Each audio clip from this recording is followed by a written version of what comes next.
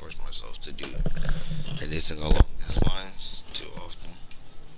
I'm usually streaming on Twitch at this point, but Vanguard irritates me too much, and I'm up at 1 in the morning for some god awful reason. So, random video idea. I've been asked before how I tune cars at the speed I do, and this car right here is my little cheat. Alright, so, made a great many updates ago. It was a tune by GD Media. It was a 3-wheel tune, made kind of, what's the word, in the style of Vaughn's car. Alright, in the sense where you send it hard enough you can get one of the wheels to pick up off the ground. For the most part, the tune runs the same. The rebound and the bump and all that, they weren't factors when the tune was made. If I remember correctly, it was like -10, -30, -12, -2 point with something, 17 and 27. The limit at the time was 10.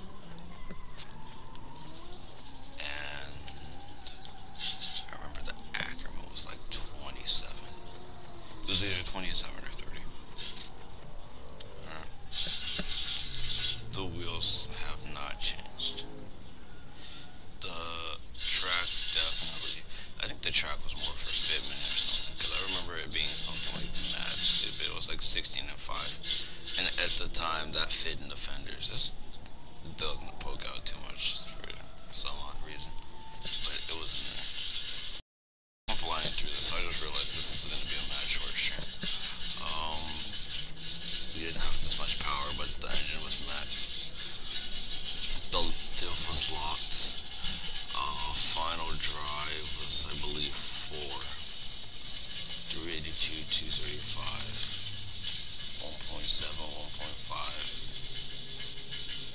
1.3, and then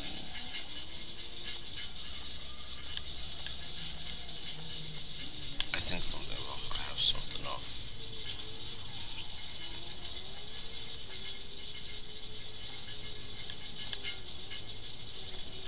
Right, and then the brakes were different. I just run these because I'm a madman who likes the 360.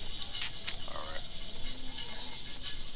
So, we're running this on Springstone, and we're running out everything on Springstone, because whenever I tune a car, it's pretty much downsizing. If you can tune a car to run on the widest of turns, at the highest speeds, you go through however many gears you need to go through, and you can find out what you're comfortable with, and you can downsize from there. Alright. So,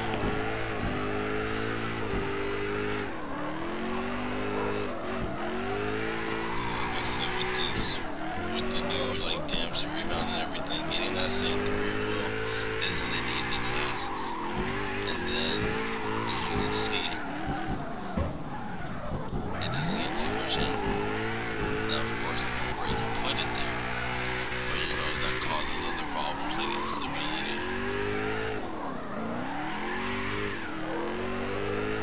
But for now, if I were to run it, I believe we can even full log it and still get it to go on the track. You see it's still pretty fast running as hard as it does, and the extra power definitely helps with that. Alright, so first thing we're going to do is, and I'm going to leave the caster at 10, because I know there are people who have a problem with running higher caster like 15 and such. You don't have to run that higher caster. Once again, I just have really janky tuning. So, I'm not going to set it all the way up to where I am, but let's do up to like 40, right? And just see how much of a difference that makes. So, whereas we could probably get about 30-40 degrees of angle comfortably, you know, it can get like a lot smoother into closer to 50. Now, like I said, you see I can pop it in the higher angles and everything, but what is going to feel most comfortable is sitting down in this at 50. adjust the Ackerman to whatever you're comfortable with handling. See, that first video by GD Media, and I'm gonna put that in the comments if I freaking remember to. The first video by GD Media was, like I said, a year ago. I watched another one maybe a couple months ago, and it was more on how to tune competitively. And he said that what you're gonna want to run is a higher Ackerman. I believe he said no lower than 75. Now, what I was running before was probably either 75 or 70. It's really going to come down to one, getting used to it, and two, kind of trusting your son. The way I drive this car is I roll the stick, so I have a decent amount of control over some micro adjustments and everything like that. So I have it up at 80.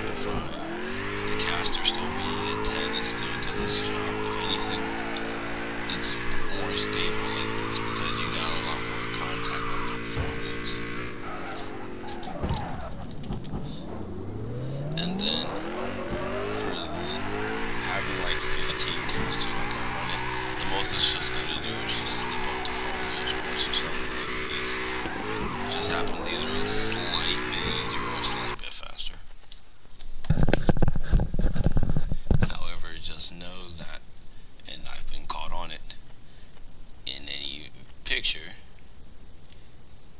this is the angle that your steering wheel is going to be at, so just be mindful of that. This is 10. Now if you have it at 10, right, they call you out on it, it's whatever, it's functional. 15, just to let you know it works at 10. You're being excessive, but you're being excessive on your own terms. So I'm going to continue to be excessive. You know what, no, I'm going to leave the caster at 10.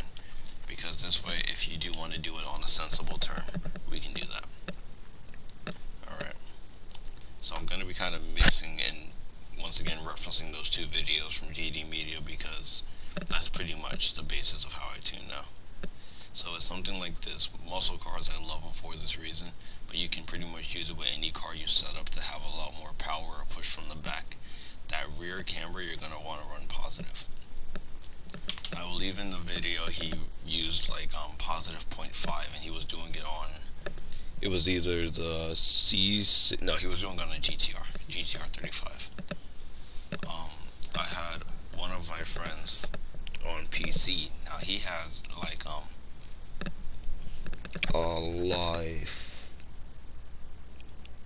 Oh god, I can't think, it's freaking late. It's like a life diagram kind of how the car reacts when it's driving. So he tested it at 0.5 and it still comes down negative when you're full throttle, even through turns. I forget how much he said it comes down, but essentially saying you could run higher, maybe close to like 0.6 or 0.7 in the camber. But I'm running 0.5. It doesn't have to be exact. And then once again, you don't have to run this excessive as a camber. It's just something that I've personally run because that's how the tune was set up, and it works. I run majority of my cars with either this much camber, if not like whatever their max is. If I can hit 12, good. If I can't, oh well. We'll max it out and we'll work it. Anti-roll bar. You know, I actually haven't toyed with this tune as much. Let's see what happens if I take out the anti-roll bar. because I know back then it made a difference. That definitely would have changed whether or not that wheel came up off the ground.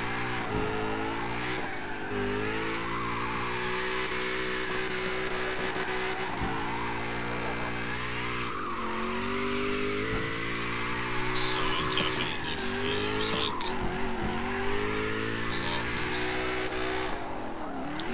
Where he says like everything feels like it's just on the ground. It feels like I bottomed out my suspension. And then you see it doesn't really want to transition as easy or as fast as it was before. You know, that might just be me, but that's how I'm feeling out the car right now. Alright, and then there's the toe. So negative, see this is why I'm also referencing it. Now for the toe in and toe out, I do know what it is. I don't know how it affects the car. It's like at one point I did know, and that's when I was like studying, like racing and all. But as of right now, I can't think of it. So here, let's try an extreme example. Alright, so you can run no toe, a lot of cars will come stock with it. Let's do positive 1 toe. Alright, both the wheels have a slight inwards turn too.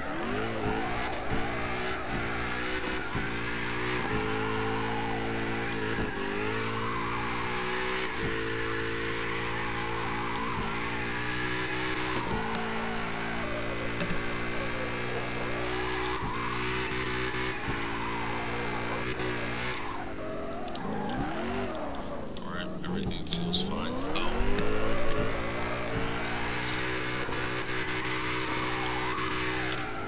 Alright, yeah, everything feels fine. Feels more or less the same, except it does look like where as far as the car is driving that they do have that inwards turn. So let's try it. Negative 1 without direction 2.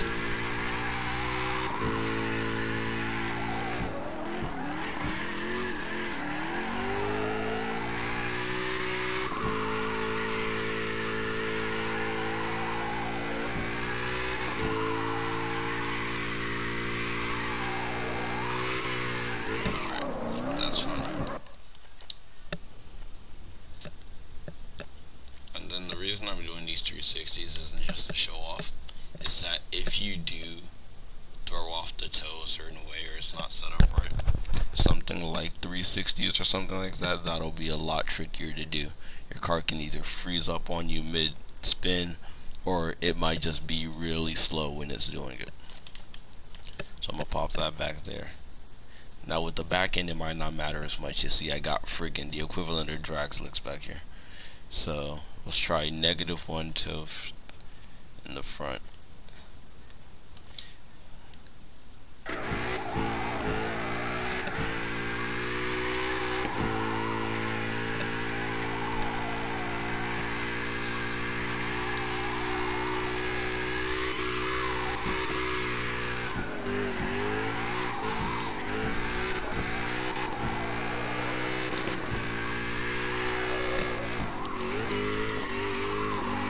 So that's a big factor of it. Now, I want you to know ahead of time, the Mustang, a lot of cars in the game have this, but I noticed it with the Mustang because of how much I drive it. If you were to gas it, throw the car, and let go of the gas, the back end likes to throw itself. And with this negative 1 toe, it drastically lessens the effect of that.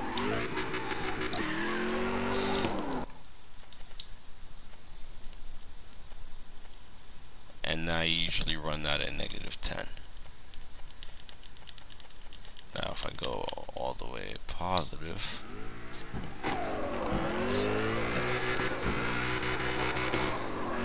the front is kind of sliding on its own. It feels like the front's kind of weightless. It's really back heavy. This feels like the NSX, honestly, just a lot. If this car was lighter, then it would be the NSX Incarnate. But yeah, it's all the grip in the back feels exactly the same, but that front end is near weightless. The Honda truck drifts exactly like that.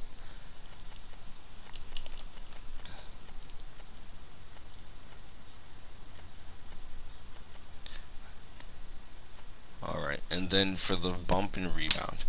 Now, I'm only not gonna throw it because I'm being lazy and I don't feel like resetting everything back to what it is.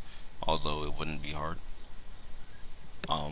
If you my cars, they bounce a lot, right? They run this rally setup freaking suspension. It's soft, it's jacked up, so my car does a decent amount of movement and body roll. And you know, the anti-roll bar, the stiffness, that can help out. However, those are more static. That's like more sitting still. At least like from where it is now. If I change something like the stiffness, right? That's something you'll immediately see. The roll bar not so much, but you'll feel that a lot quicker.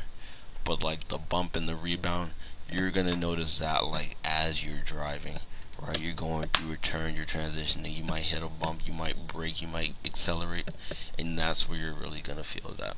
So my cars do a lot of bouncing around.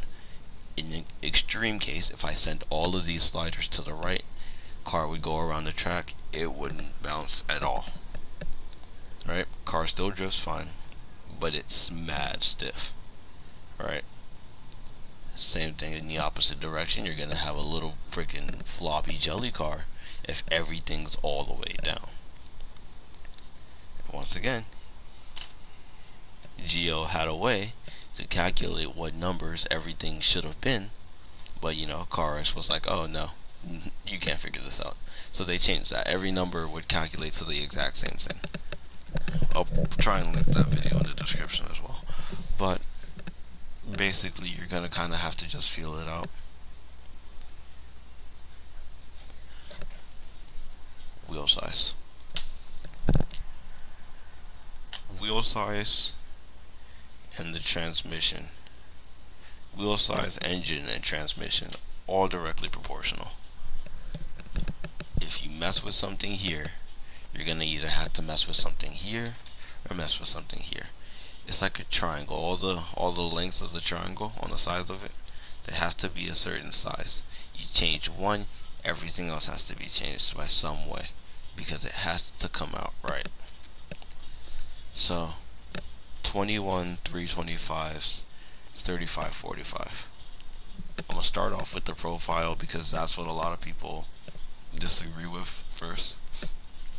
So for a lot of cars, and right, let's say I'm taking like a 180 or 240 SX on Red Rock, and we're in the train and we're transitioning. We don't have room to sit here and swing the massive rear end of a car. So with the 35, and I'm just using that as an example because I don't like dropping my profile below 35. With a 35 profile, majority of cars are going to kind of pivot around that middle. Alright, so when you're transitioning, instead of it where the front wheels are staying in place, it's going to be kind of your front wheels going to the right, your back end going to the left. But like as far as the line, if you could pinpoint the center of the car, it's still gonna follow along that line. And that's perfect for tandems, that's perfect for trains. I like my cars to have a little bit of swing to it. So how do you get some swing? You can get more grip and a little more weight to the back and adding that profile up. In the back, for the NSX, the back end is mad heavy because there's an engine back there and the car is pretty long. So what happens when you throw the corner? It does what a Mustang does, and it yeets its back end in front of it essentially. Hello, welcome to the stream. So yeah, it yeets the back end of it essentially in front of it. So one of the ways I had to remedy it was popping 45 profile in the back. It didn't remedy it. It stopped it from throwing itself, yes, but That's why I said it's proportional to the engine and transmission, because it has the Mustang's transmission, which is set up to run big wheels. And of course, it doesn't have anywhere near that amount of power or weight. So 45s, while effective, slows it the heck down. It's also way too grippy for anything that freaking big. So that's when I would come over here to something like my rim diameter and my tire width. Alright. So your tire width is definitely a big deciding factor in a lot of things. Matter of fact, your rim diameter, your tire width, and your profile are probably like three really big things, especially if you're like really into going into comps. That's going to be your regulation and everything, and you're going to have to learn to tune on those if you want to enter some comps. So from what I've personally experienced, especially in stuff like CDS, they go by weight, and they have a range of wheel sizes and everything. But let's say, right, and I'm gonna go to 100 adhesion. I'm not about to make this a 100 versus 120 video. It is what it is. Tune on whatever you prefer. Right? I prefer 120 adhesion. We can do things 100 can't do. 100 can do things we can't do. Just be done with it. Alright. So if I remember correctly, I think my car can run 20. It's either 20 285s or 19 285s. Alright. Now,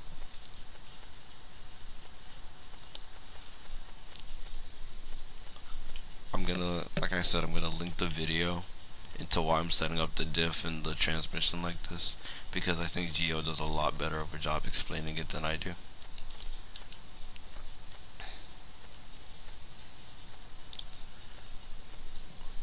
But this is why I can't just run like a smaller wheel size, or I wouldn't like to. Matter of fact, let's leave it like this for now. This is what happens when I drop the Mustang down to 100 adhesion, same transmission, same engine and everything. Now usually what I've been told and what I've found to work is, if you're going to drop a car from 120 adhesion to 100, something you should do is drop the final drive, because that's going to keep you from redlining. My car already operates in just about 5th and 6th gear, and if I wanted to, it stays in 6th.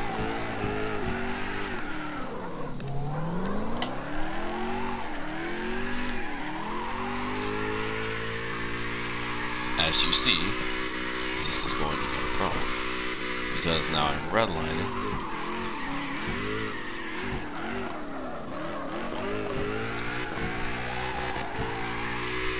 and that means I'm at pretty much the mercy of however fast this car is going to go, and it's also going to breeze through these lower gears. Now, with lowering that final drive, you can change what gears the car is made to operate in. So you can shift it down from something like 5th and 6th, maybe lower to like 4th and 5th or something. And then that way, when you do go into those higher speeds, it doesn't immediately go to redline. You have control over it. You actually have range in your revs. Alright. Now, that's just dropping it to 100. Now if I put it on 120s, if I drop the wheel size, it does similar. But say these are my comp specs. Let's say 20 285s. Right? Which is what a lot of people would run on a normal car, right? Anything maybe 20s or 19 285s depending on the car. I would jump from car to car with the same tuning setup to see what works and what doesn't, because I can pretty much force this thing to drift. I know how it feels for me. I can do fine with this. I struggle very much with Japanese cars, and me having such a freaking set on how to tune, which is pretty much piece and piece, from this Mustang tune, that's the crutch, and I'm going to show you exactly why in a little bit. Alright, so he drops that. Now it doesn't change anything like the camber, the tilt, the caster, all of that stays the same. But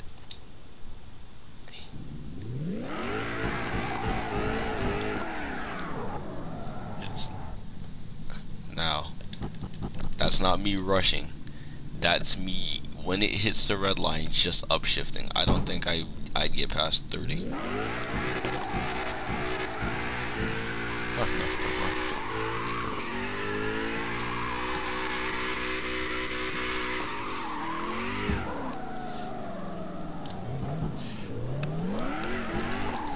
Now, am I saying that you can't run a car like this with these small rims? No, I know a great many people who run smaller wheel sizes than I do, and they can move just as fast, just as well, if not better. However, it goes back to what I was saying with things being proportional. Alright, so if I'm running this small wheel, alright, oh, and then I think I can only have 35s. I can't have anything larger. Alright, but so what you can do, and this is the route that not a lot of people take, is not the most effective with muscle cars in my opinion, because of how heavy they are and how much power they're made to handle. But you can drop down the power. I have a friend who does this on a regular basis with his BMW, and it's great because to go faster, you don't always have, like, there are more than one ways to improve grip. Yes, you can run larger tires, you can run wider tires. You can also decrease wheel spin. Right? You can drop down the power, maybe drop down the torque, or maybe cut a little bit out of the turbo. I forget where I saw it, but there's a video of 8.6s like dusting the Skyline in the Toge run because one, it's lighter, right, and two, it can keep planted, right? It's not sitting here worrying about kicking its wheels through all the. This isn't FD, right? You can still run lines without sitting here pulling a Corvette around every turn, right? If you're just trying to get faster, or maybe you're trying to just work with less power, because some competitions also have power restrictions, then that's the way to do it. Now, once again, for the transmission and everything, I'd let Gio do his job of explaining it because he drifts competitively. I think he drifts in like VDS, which is a lot higher than CDS in my opinion. But he has like a legitimate way of tuning and everything, and I like the way he explains it. Alright.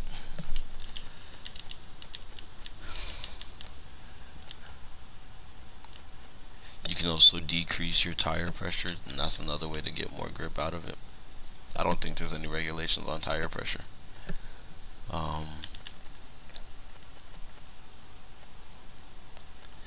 Last thing, braking.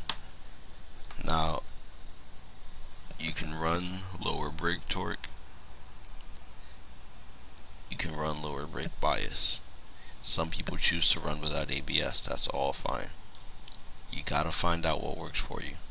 I've gotten used to running this high of a brake torque because of how fast I used to run. It's trying to stop this thing with anything less is a struggle. So I got accustomed to this. The launch control, it only works in XDS tandems, and even then it's not effective. All it does is it cuts your power a little bit so that you're not wheel spinning. But pretty much that's the setup, right? That's what I run for the Mustang. Now, let me think, what's another? Alright, let's take the Skyline. Let's take the R34, because this is a car I've already ruined.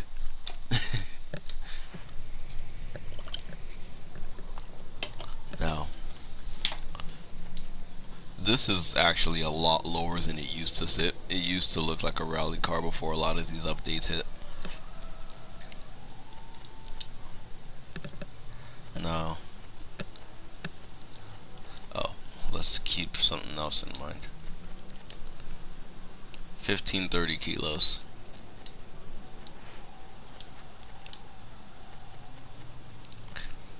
Where are you?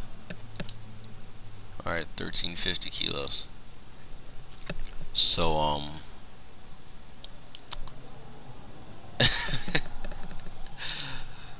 this right here is, I think, number for number. Oh yeah, there's this freaking little, there's a little.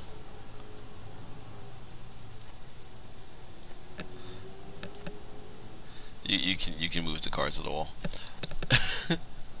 Alright, well, before the car gets too far off the screen. So this is what the Mustang tune would look like on the Skyline. Alright, obviously this is a problem. So that's like 600 less horsepower we're working with. And a lot less body and a lot less weight. So, what we're gonna do here,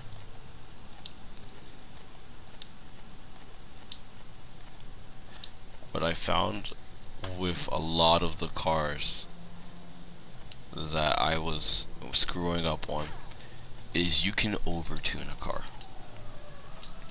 Alright, and say you are doing something like I'm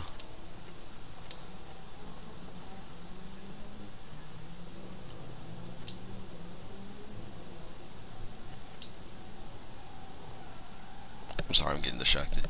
Alright, so say you are doing something like taking a tune from another car and like just seeing what works on a different car, then that's definitely one of the main ways I can see it happening of overtuning a car. Alright, so something, and I'm spending way too much time on this because I'm looking at kits that I've honestly never seen before. Just pick this one. Alright, so you're gonna want to make the kit before you even start tuning. And I'd say that because say you do want to adjust stuff like fitment and all that, if you make the car and then pop a kit on it, some kits throw off tunes. So if I set it up and everything, and whether we're working on fitment or not, sometimes I can pop a kit on here, whole tune gets thrown. Alright. So, something that Geo did go over is that you do want to have enough suspension travel to let your setup do its job, right? See, I can set up the stiffness, the fast bump, and the rebound, but if I decide to slam the freaking thing on the ground, obviously it's not about to do a single thing. Alright, so what I like to do for these is I'll adjust the stiffness first.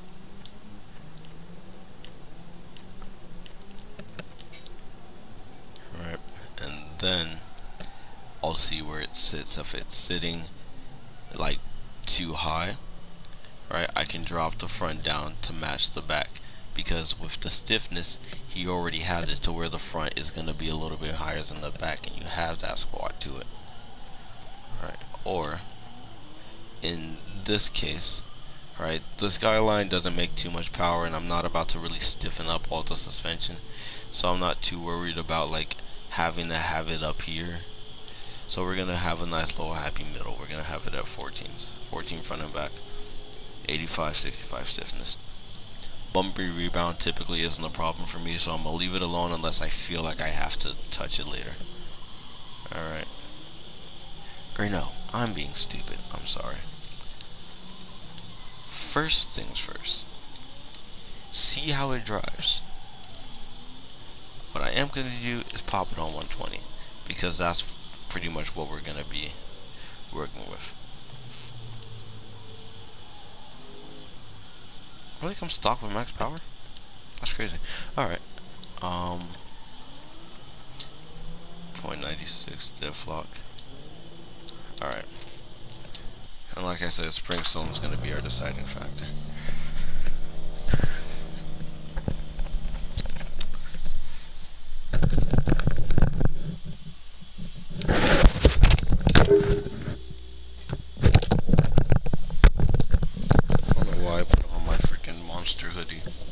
in a room with a overworking heater as if I have a camera for the sponsorship I don't have.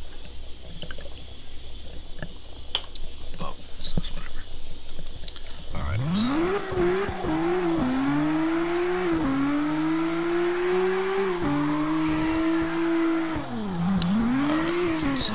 off the bat, it slides fine, especially since it has that extra power going to it.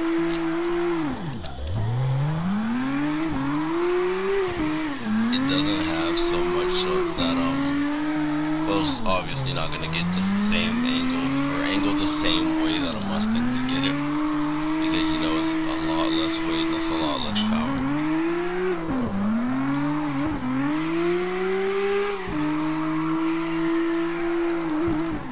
But as you can see, even like stock, it still drifts and everything, and that's on 120 adhesion, so on 100 adhesion it would still be fine. It's just going to be moving at a slower speed.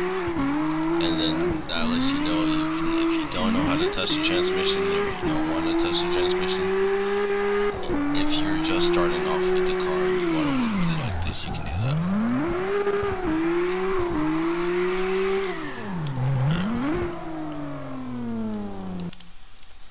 Alright. So I'm half tempted to just leave it alone and just pop what I want to pop in there to make it just that finish. Hold on. So you see it comes stock how I set up a car. Alright.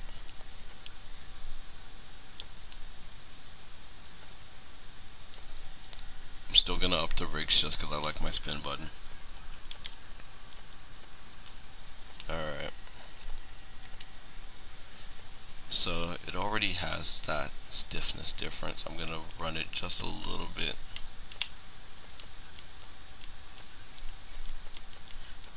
And then this is mainly what I'm talking about with me just liking the familiar numbers. Because it was drifting perfectly fine before. I have no reason to do any of these outside of me just liking to see those numbers and knowing, oh, this is what's working and this is what isn't. When in reality, if you were to be doing anything like this, you'd want to be doing it piece by piece, one at a time. Figure out what works and what doesn't, in the event that something that worked for the Mustang doesn't work for this car. Something like that either just doesn't fit well or it makes it feel off.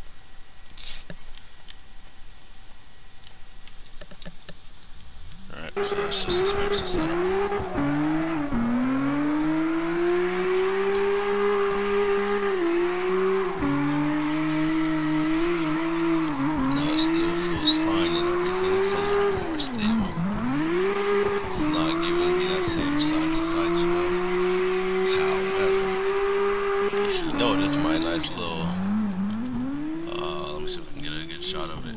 Yep, there we go. Nice little bike tires. Whee! I like thick boys. Pause. Maybe. So it's running on 18 245s. Alright.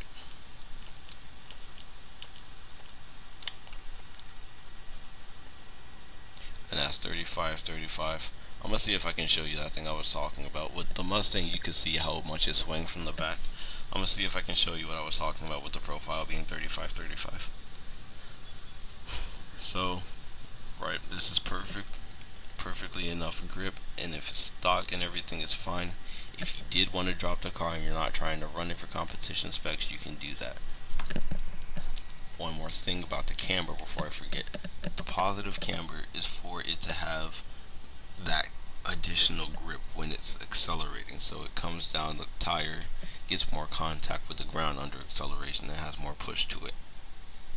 If you're trying to tandem or train and you find that your car is pulling out of corners a little bit too quick, or it's just not getting that slide duration as easy, you can put negative camber in the back, and that's going to keep that back end from pushing off whenever it wants to, because the second it catches grip, it's just going to keep moving. Now, Mustang has a lot more wheel spin, and then me messing around with that brake, I can kind of keep it there. But for anything else, like before I figured that one out, I was running -2 to -4 camber in the back, and that gives it a lot easier slide.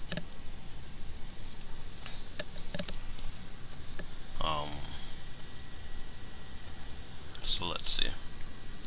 So what I like to do, right, and say we're running it still on the 18s, I like 325s. Alright, and you can see that we haven't touched the wheel track yet. It still fits in the fenders. It's perfectly fine. Or at least we're about to find that out. Oh, nice reminder. And I don't think you have to be in too heavy a car. If you have too much grip, alright, and say you're doing your drifting and everything, and your car decides to grip up, you can flip these cars. And they do, it's not very difficult.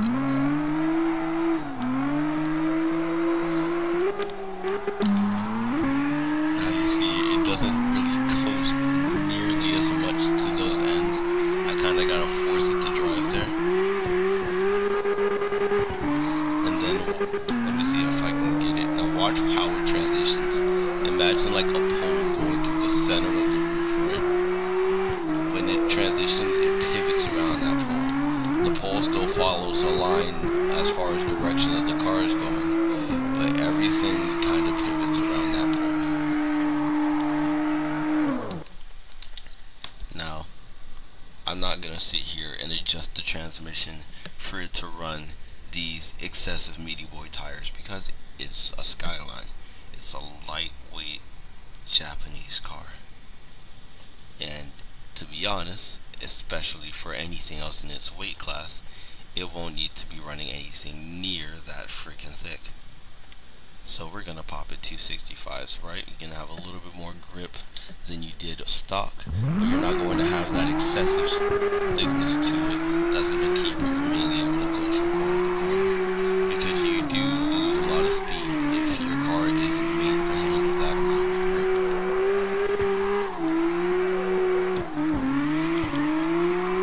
So yeah, that's perfect. That's beautiful. You have enough width in your tire to get it down to the ground because you don't want to have too little. You're losing a lot of power that way. So you're maximizing your power while still being able to give the car enough liberty to do what it needs to.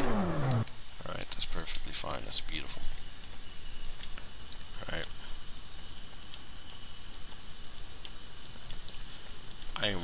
I really hate that I have to keep skipping over this, because if I could get this over in the video, I could save you some time. Even if I could explain it, I'd probably still want you to watch his video. Man, it's freaking great.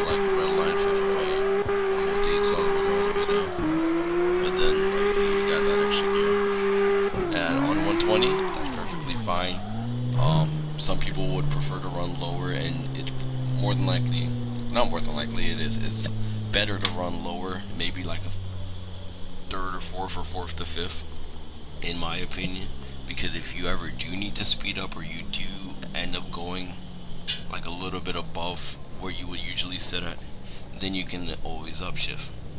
But these are excessively wide turns.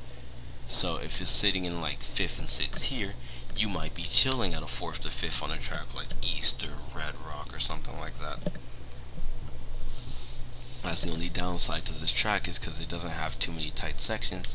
You're definitely not going to see that. It's not going to reflect in almost any turns on here, unless I went and did like a custom section or something, into which that's when you would really start having to tweak it, because then you might have that same problem we had earlier where it's running straight through those lower gears and it's going right into the higher ones. But for now, I'd say this is solid. I'm gonna take that negative, or I'm taking the positive camber out only because I don't plan on competing with this car. And like once again, the cars it's going to be going against, they're not going to be pushing that hard, so I can afford to run negative camber in the back, and that'll be perfectly fine. That'll help me out in the long run. Alright.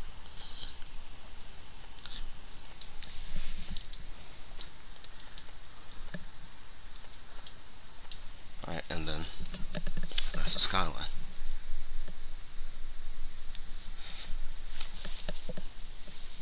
Now, I was going to be done with it, right? We did a Japanese car. We did an American muscle car. European cars, I feel, are a nice little blend actuator for it. And that's not even the word I was looking for. It's a nice little mixture between the two.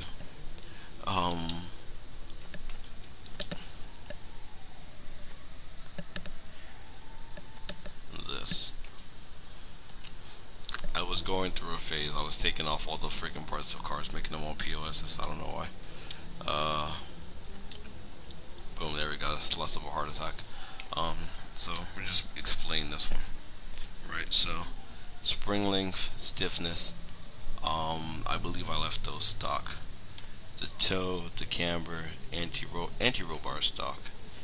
Alright. The 10 caster, the 70 Ackerman. Hold up a sec. 17, 30, 35. 30, 30.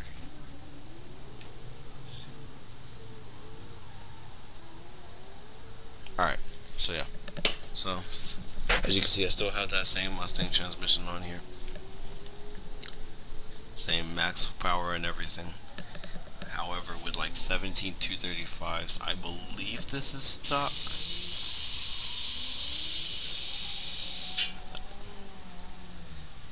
Yeah, with something like these, because these are pretty much, I call them made to drift, because it doesn't take a lot to get them sliding. It's really like if you want to sit here and compete with like some of these other cars and you just need that little bit extra edge, then you can tweak it to make it feel how you want it to feel. But a lot of these cars, it doesn't really take a lot. Just about a majority of class 1, maybe even some of class 2, they pretty much, they're pretty much ready to drift. All you gotta do is tweak them to whatever is smooth for you, whatever can, same deals, maximize the power that it has, but still not giving it too much to where it obstructs how it drives.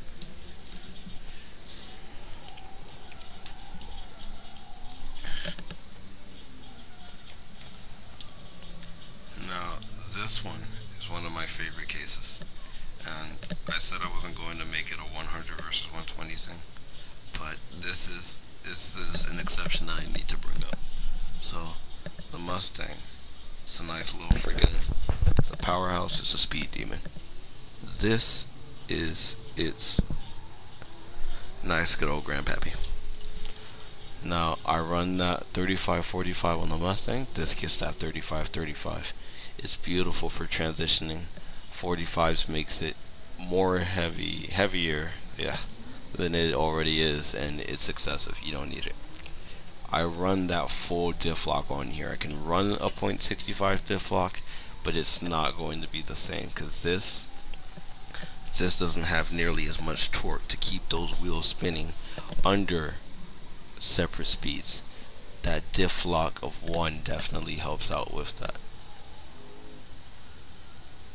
Now, this transmission, it is a Mustang's final drives 4 as opposed to 420 because it can sit in 5th and 6th gear. That 6th gear is, and I can't say it's the 2, and I believe it's just the way it acts on the car. It pretty much numbs kind of your power. So like if I pop it in the 6th gear and I'm drifting, right, I let off the gas or I step on the gas, it's, of course, it's delayed, it doesn't hit as fast as the other cars. But because of how freaking heavy this car is and how smooth its transitions and everything, it's not anything like jolting or unsettling about it. It's just everything's smooth. Alright, 19265s I believe are the stock wheels that come on the car. 1353 I believe that stock as well. The bump and rebound stock. And then I have the negative toe that I had earlier. -4 camber in the back. I don't think I've tried any like -2 or positive, but I'm pretty sure what that would do is it would just give it more push from the back. But with that 35-35, that isn't always the best option, because with something this long and the way it does behave, if I were to get into too deep of a steering angle and my speed drops too much, or like say I'm getting tapped in angles like that, the steering kind of locks up and it's almost impossible for me to pull it out of it. So -4, it kind of cruises, it kills into those corners. It really helps counteract it being the freaking weight of a truck. Anti-roll bar, it is at 75. Even at 75, it can sway side to side, and if it comes off of a jump, it will roll. And I'm not talking roll as in the weight shifts to one side. I mean it bounces and one side picks up entirely.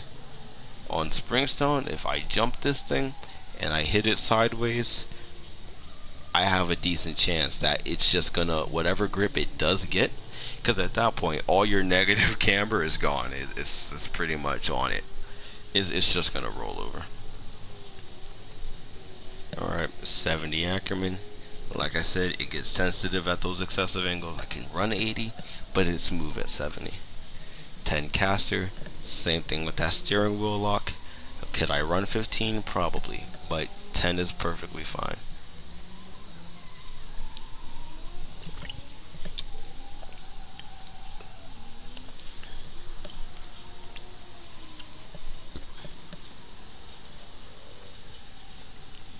And I think that's pretty much it.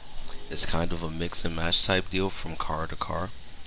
And I'm not saying that you have to use the tune I'm using against car to car, but I'm saying like if you do, like say you find a YouTuber, you find a tune, or you're just screwing around with the car and you're like, oh right, this works, this works, this works. You kind of get a feel for like what each thing does, and then you can use that from car to car. Be like, oh, alright, so it's doing this, so I know this helps deal with this, so I'm gonna change that and that'll help keep the car from doing it. So if you can learn to apply that from car to car, there are 86 cars in this game and you'll own them all. Alright, I found this tune. Like, once again, credit to Geo, man's just the GOAT.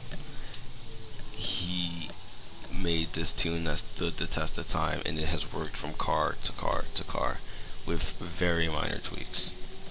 You just gotta find one that works for you and roll with it, man.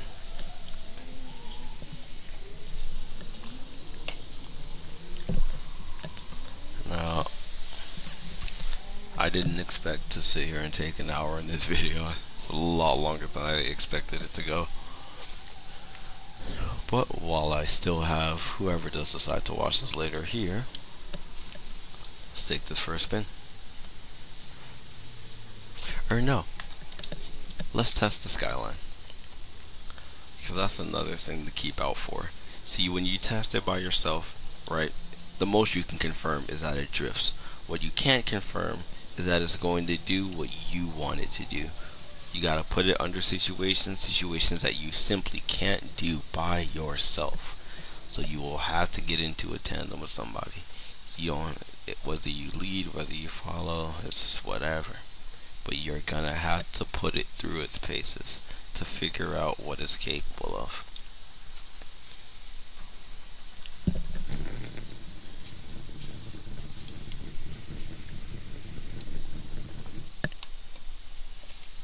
Now personally, I just like the way muscle cars feel, so I already know I'm gonna have mixed feelings about this.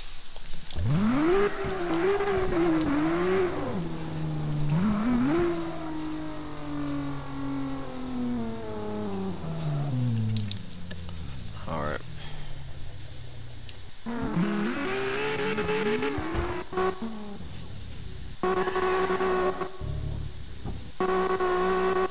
I guess they are true. Let's see, 4-door Skyline, 2-door Skyline, Challenger, S15, Rolla, Maverick, FC, A90, R35. Oh, Viper. I don't see too many of those anymore. Alright.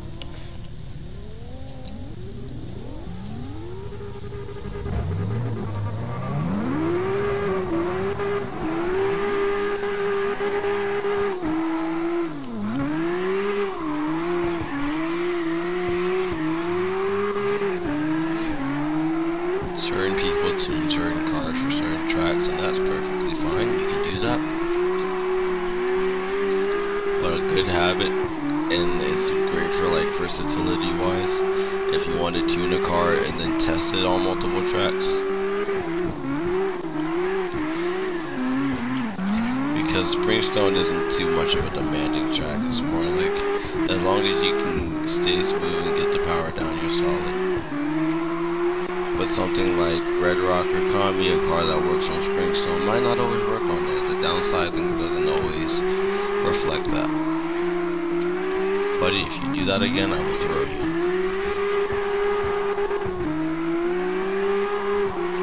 So far the only issue I'm having, and once again, it's just a personal thing, is me not remembering to shift out of fifth. I'm constantly letting it redline. Which is perfectly fine, because, you know,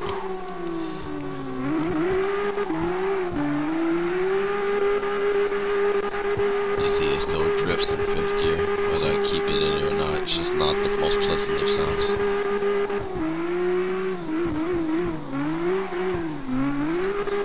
See, in like a muscle car, you can be a lot more loose and kind of reckless with the gearing. Especially if you set it up the way I've been setting them up, because they operate with majority of their gears. So like third, fourth, fifth, you're gonna be redlining, but you're gonna have power to those gears. However, say you let the revs in one of these get too low, whether it be a JDM car or a European car, you let the revs get too low, you might have to clutch kick a couple times to get out of it. You might have to sit here and drop a gear. You don't have nearly as much freedom.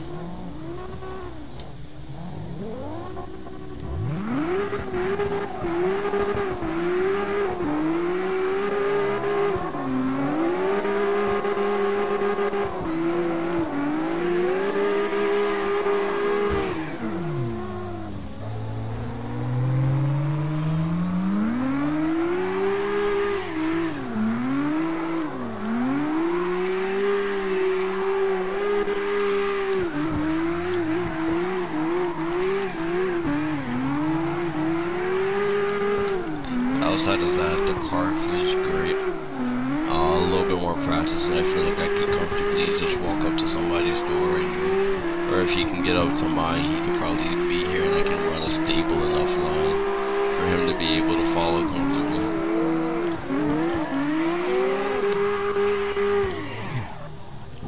That steering lock's definitely in the way.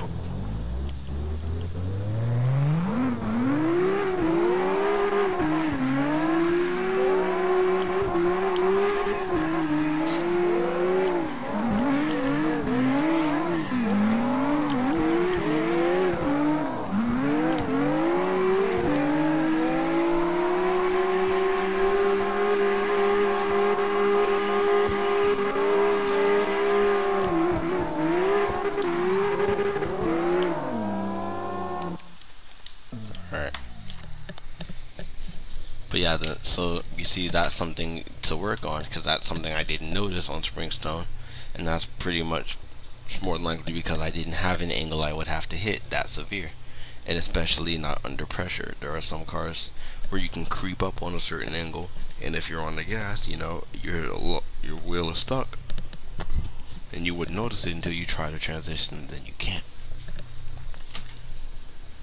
And there goes the hour mark in the video. Alright, well, like I said, I'm gonna probably I'll probably do it right after this so that I do remember. But I'm gonna link both of Gio's videos that I watched into the comment section of the video. And yeah, if you like this, comment, let me know, because obviously my streaming schedule is just pretty non-existent, and I would love to make some more stuff at preferably a better hour so you guys could actually see it. But yeah, thanks for coming. Thank you for the TED Talk. Thank you for coming to my TED Talk.